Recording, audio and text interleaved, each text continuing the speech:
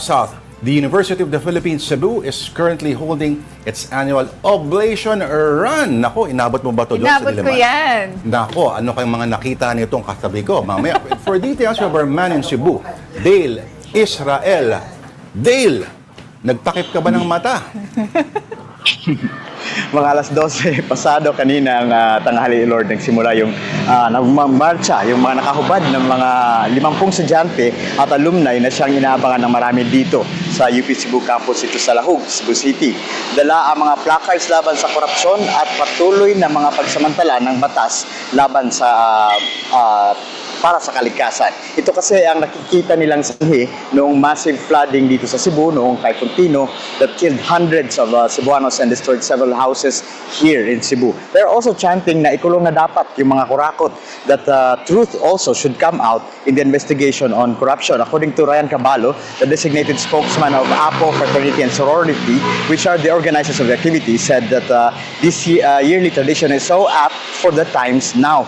People should not see it as a mockery of the activity, but the nakedness should not be seen as a mockery of the activity, but should focus on the message brought up by each of the naked runners. It is also 100 years as anniversary of the collegiate fraternity here in UP, and they are also here, alumni and students, to join the celebration. UP Chancellor Leo Malagar also said that they have given the permit to go ahead with the activity, and he sees it as something that proves that today's youth has now awakened with the issues that are confronting our country, which is corruption. Back to you, Lord, and Pauline. O, teka muna, si Pauline, gusto ko bang ikwento? Ikaw ba'y na-shock nung una mo nakita yan? O ito tinanggap mo bilang bahagi ng kanilang willingness na mag-serve, ibahagi ang sarili sa bayan? Oo, part yan ng UP experience. Nabigyan pa nga ako ng rosas. Bulaklak, talaga? So, nakatingin ka sa mata mismo na nagbigay Siyempre, sa'yo? dun ako sa mata. Walang ibang dapat tinitingnan, kundi ang rosas at ang mata. Anything down south na, mahirap na yan.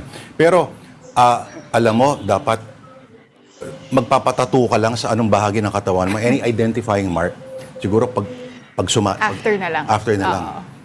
Maswerte yung mga medyo average yung katawan, ano? Pag medyo, sabihin natin, Tatawa na lang si Dale eh. pag si Dale, alam natin niya siguro, si Dale yun, malamang. No? Basta lang. Kasi nakamute pa rin yung makamera niya minsan. Oo. At makikita natin na gano'n ang camera, si Dale yun. Pero Dale, okay. Meron bang mga kilalang mga APO alumni dyan sa UP Cebu? Yung nakahubad o hindi nakahubad. Pero kasi yung mga nakahubad, Lord, lahat nakatakip ng mukha, nakasuot ng maskara. So yung mga alumni, yung iba matatanda na, 100 years na yung fraternity nila. So kita natin kanina, mga matatanda lang ng mga alumni nila. Wala namang mga medyo sikat na mga celebrities na nandito kasama ng celebration nila, Lord. Alright. Kung di nagkakamali, ang isang sikat na Brad ay si Jejo Marbinay. Tama ba? At si Silvestre Bello. Oo, So, diba? ibig sabihin, nung panahon nila, Hindi ko lang alam kung sila. inabot nila itong no? Pero better left to the imagination na lang. Alright. And with that, thank you very much for that report. That was One News Cebu Desk, Dale Israel. Thanks, Dale.